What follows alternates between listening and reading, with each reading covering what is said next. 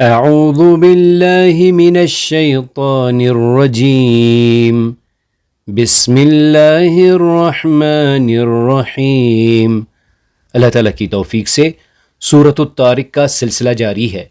پہلی آیت سے دیکھیں، والسماء والطارق، قسم ہے آسمان کی اور اندھیرے میں روشن ہونے والے کی، وما ادراک ما الطارق، آپ کو کیا معلوم کہ وہ رات کو نمودار ہونے والی چیز کیا ہے؟ النجم الثاقب، وہ روشن ستارہ ہے۔ ان کل نفس لما علیہا حافظ، کوئی ایسا نہیں جس پر نگہبان فرشتہ نہ ہو۔ فلینظر الانسان مما خلق، انسان کو دیکھنا چاہیے کہ وہ کس چیز سے پیدا کیا گیا ہے۔ خلق من ماء دافق، وہ ایک اچھلتے پانی سے پیدا کیا گیا ہے۔ یخرج من بین الصلب والترائب، جو پیٹھ اور سینے کے درمیان سے نکلتا ہے۔ انہ علی رجعہ لقادر، بے شک وہ اسے پھیر لانے پر یقیناً قدرت رکھنے والا ہے۔ یوم تبلی السرائر، جس دن پوشیدہ بھیدوں کی جانچ پڑتال ہوگی۔ فما له من قوت ولا ناصر، تو نہ ہوگا اس کے پاس کچھ زور نہ مددگار۔ تو انسان کے پاس نہ اپنا کوئی زور ہوگا نہ کوئی مددگار۔ اس وقت انسان کے پاس نہ خود کوئی طاقت ہوگی اور نہ کوئی اس کا مددگار ہوگا۔ Then man will have no power or any helper. He shall have no power and no helper. Man will have no power and no helper. اب آج وَالسَّمَاءِ ذَاتِ الرَّجْعِ، و پھر سے واو القسمیہ آ رہا ہے، یعنی اس کے بعد اسم مجرور ہوتا ہے، زیر لے لیتا ہے۔ والسماء، قسم ہے آسمان کی۔ والسماء، شہادت کے طور پر پیش ہے آسمان، ذات والے، الرجع، پلٹنے، الرجع، بار بار بارش لانے والے کی، الرجع، گردش کرنے والا۔ والسماء ذات الرجع، بارش والے آسمان کی قسم۔ والسماء ذات الرجع، قسم ہے بارش بھرے آسمان کی۔ والسماء ذات الرجع، قسم ہے آسمان کی جو بار بار بارش برساتا ہے۔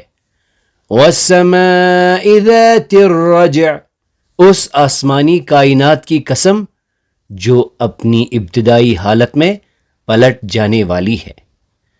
والسماء، by the sky، ذات which الرجع returns۔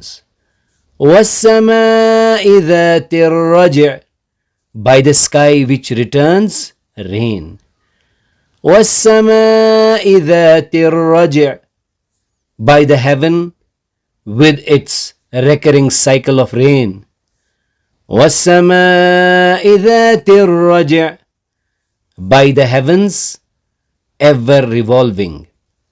والسماء ذات الرجع، قسم ہے آسمان کی جو بار بار لوٹاتا ہے۔ اللہ تعالیٰ اس آیت میں آسمان کی قسم کھا رہے ہیں جو ذات الرجع یعنی بار بار لوٹانے والا۔ مفسرین نے بیان کیا ہے کہ اس سے مراد خاص طور پر بارش کا بار بار لوٹ کر آنا ہے۔ آسمان میں بارش نازل ہوتی ہے، پھر پانی بخارات بن کر اوپر جاتا ہے اور دوبارہ بارش کی صورت میں لوٹ آتا ہے۔ یوں اللہ تعالیٰ زمین اور مخلوق کی زندگی کا نظام قائم رکھتے ہیں۔ یہ آیت اللہ کی قدرت، حکمت اور رحمت کی طرف توجہ دلاتی ہے۔ جس طرح آسمان بار بار بارش لوٹاتا ہے، اسی طرح اللہ مردہ زمین کو زندہ کرتا ہے اور وہی انسانوں کو بھی قیامت کے دن دوبارہ زندہ کرے گا۔ اس آیت کے چند پیغامات۔ پہلا، اللہ کی رحمت مسلسل جاری ہے۔ بارش کا بار بار آنا اللہ کی دائمی رحمت کی نشانی ہے۔ دوسرا، قدرت کا ہر نظام اللہ کی نشانی ہے۔ بارش کا چکر اتفاق نہیں بلکہ اللہ کی حکمت کا مظہر ہے۔ تیسرا، مردہ زمین کا زندہ ہونا قیامت کی دلیل ہے۔ جو رب خشک زمین کو زندہ کرتا ہے وہ مردوں کو بھی زندہ کر سکتا ہے۔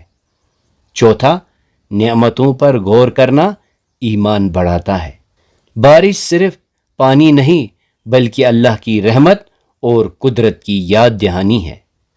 اس آیت سے چند اسباق لیے جا سکتے ہیں۔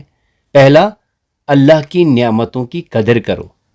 پانی کے بغیر زندگی ممکن نہیں، اس لیے اس نعمت پر شکر ادا کرو۔ دوسرا، مایوسی سے بچو۔ جیسے خشک زمین بارش سے زندہ ہو جاتی ہے، ویسے ہی اللہ مایوس دلوں کو بھی امید دے سکتا ہے۔